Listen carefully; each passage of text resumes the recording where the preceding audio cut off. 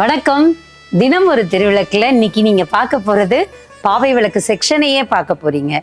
பாவை விளக்கு நம்ம விளக்கு கடையில 4 இன்ச்சில் இருந்து 3 அடி வரைக்கும் இருக்கு. ரொம்ப அழகா பெரிய சைஸ் வரைக்கும் இருக்கு.